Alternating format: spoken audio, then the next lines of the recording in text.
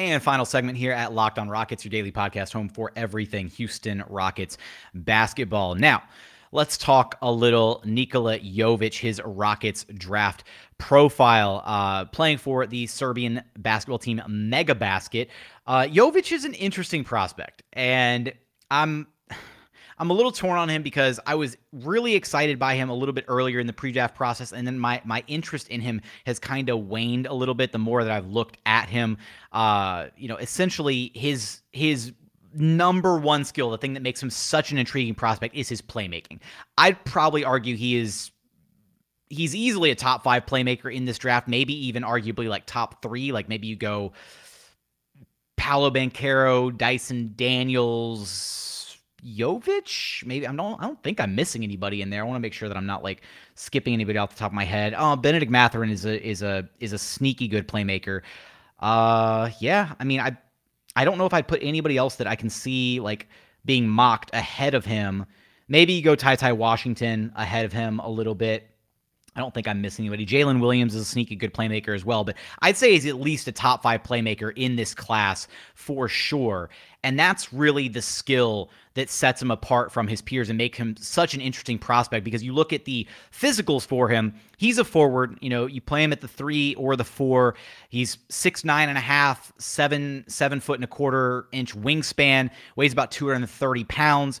But the numbers don't exactly jump off the page at you. He scored just under 11 points per game, shot just 34% from 3, 3.3 assists per contest, 4.3 rebounds per game. This is a guy who's absolutely at his best when he has the ball in his hands, able to create for his teammates, either in transition in the open floor, using his court vision, creating that way, or even in the half court, right? He can operate out of the pick and roll, but he's also a threat offensively because he can operate out of the pick and roll both as the ball handler, but also as the screener, right? Somebody who sets a good screen and then can be on the receiving end of a pass in the pick and roll, and then be an incredible decision maker in the middle of the floor, kind of figuring out, all right, am I attacking? Am I kicking it out to a corner? Where is the defense rotating to? How am I moving the ball? Again, his court vision, his playmaking, his general basketball IQ is what makes him such a incredibly talented prospect. But at the same time, there's a good foundation of skills there, but apart from the playmaking, there's not like any one thing that really stands out as far as like, oh, he's a pure bucket getter, or he's a great 3-point shooter, or he's great on defense. He's a great facilitator and playmaker, and that's basically what you're getting out of him. Now, there's some optimism, right? A guy with that level of size, again, you're about 6'9.5", 6'10", decent wingspan, 7 foot wingspan. He's got the physicals to be a decent offensive player when he does when he does attack the basket. He's got some size. He knows how to finish. He doesn't always use his size to his advantage. And he has absolutely 0 post moves right now. So it's not like he's a guy that's going to be able to post up smaller players. Like if you're running him at the 3, or if he has a smaller player matched up on him, even if he's playing the 4, he's not a guy that's going to be able to post up a smaller player and go get his buckets down low in the paint or something like that off of mismatches. He is able to create his own shot, so he's got he's got a good handle, right? He's good with the ball in his hands, got a confident handle. He can create all of that. He can go get his own shot, but he's just right now he's an inefficient offensive player. There's no other way to kind of break that down. He doesn't necessarily finish incredibly well at the rim. Again, doesn't always utilize his size, a great majority of the time. Not a super explosive player. And then when you look at the defensive side of things, you'd think a guy with his physicals, his wingspan, his size, all of that would be able to be more of a deterrent defensively than he is, but sometimes a bit sluggish defensively. Maybe not necessarily the best on switches, especially if he gets put on smaller players.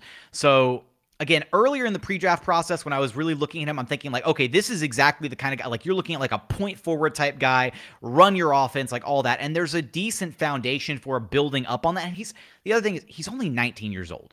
So there's a lot of room to grow for a guy like Nikola Jovic. And when you look at, say, some of the offensive question marks, right? Like the 3-point percentage, 34%, not the best, not the absolute end of the world. There's nothing he's got a good shooting form, right? good release point, all of that. No issues there from me, or I have no qualms about it. So he's one of those guys that I think you take him and you bill him as, okay, he's got great basketball IQ, a great feel for the game, especially offensively, both with the basketball in his hands, which is where he's at his best, but also his ability to even play off the ball a little bit, right? Like, he's a smart player when it comes to like setting screens, cutting, operating without the basketball in his hands. So I think that is exactly something you look at and you think, okay, if this guy's smart enough to be able to figure out how to be effective offensively like this, both with and without the basketball in his hands, then, hopefully this guy can mold the rest of his game and become better, both offensively, defensively, all of that, and just become a better all-around player, maybe like a Swiss Army knife type of guy. Because again, there is that ability to kind of get to some spots offensively and create his own looks, create some separation at times to get to the shots that he wants. He just isn't a super efficient offensive player quite just yet. So I'm intrigued by him. Like, if he's there, if there were other guys, like there's still definitely guys that I would take ahead of him, right? Like, I would easily still go like Tari Eason ahead of him. I'd go Marjon Beauchamp. I really want the Rockets to prioritize adding some quality depth to their wings, in this draft with 17 and or 26 if they make those selections, which is why Tari Eason and Marjon Beauchamp are very much at the top of my board. But if Jovic is still there at 26 and they've already picked up a wing at 17, if they're making both selections, I wouldn't mind like risking it for a guy like this, because I do think the playmaking is really interesting. He's a guy that I feel like could really benefit from some time at the G League level to kind of round out his offensive repertoire, kind of see how much more growth he has as a playmaker, really running an offense and seeing where he could be best utilized offensively on the floor by the Houston Rockets. And then conversely, you need to see a little bit more out of him defensively, right? Because right now, while I don't think he'd be a full-blown defensive liability, it's another one of those guys where the Rockets already have a guy in Alperen Sengun who can create at a high level with the basketball in his hands. They're potentially going to draft Paolo Banchero, another guy who has high-level creation. Jalen Green can create. KPJ can create. Jae'Sean Tate can create. They've got a bunch of creators on this team already. So to me, the Rockets desperately need guys who can shoot the three ball, and they desperately need guys who can defend at a high level. Those are the two skills that I'm really looking for out of prospects that the Rockets are taking a look at with picks 17 and 26, which is why I'm probably a little bit lower on Jovic at this point than I was earlier in the pre-draft process. But his fit is still intriguing on this Houston Rockets team, right? Anybody that can play both with the basketball in their hands or without their hand, or off the ball like that offensively, and create at a high level for their teammates, that leads to some really impressive basketball being played, right? Good ball movement on the floor, guys who can attack and create at multiple positions, gives you a better chance offensively to thrive and succeed at the NBA level. So I do think Jovic, intriguing name for the Houston Rockets. Not one of my personal favorites, but I did want to cover him before we get through this entire pre-draft process. So those are some of my preliminary thoughts on Nikola Jovic, his possible fit with this Houston Rockets team, whether or not he addresses the needs for this Houston Rockets team currently. That's going to do it for today's episode.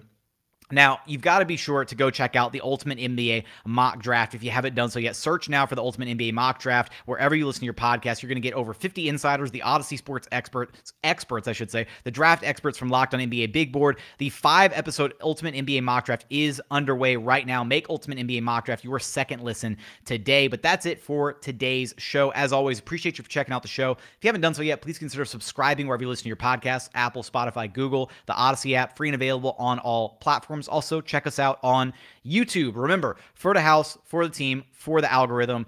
Like, comment, subscribe, all that good stuff. How do you feel about KJ Martin and his trade request? Let me know in the YouTube comments. Also, an Easter egg for all of our YouTube viewers. I just added this lovely, new piece of final office furniture here in my office area. And it's like this little cubby thing with 8 cubby holes. I don't know what I want to put there or on top of it. So I'm open to suggestions of what I should add for this area. I've got this bookshelf already filled up with Rockets memorabilia and stuff on the left of me. I need ideas for what to put on this thing over here. If you have a piece of art, if you do Rockets fan art or anything like that and you want to send it in, I'll display it right back here on top of this, and it'll be right here for every episode of LOR. So give me ideas for that in the comments as well. But as always, thank you so much for watching. Thank you so much for listening. We look forward to having you back right here at Locked On Rockets, your daily podcast home for everything Houston Rockets basketball.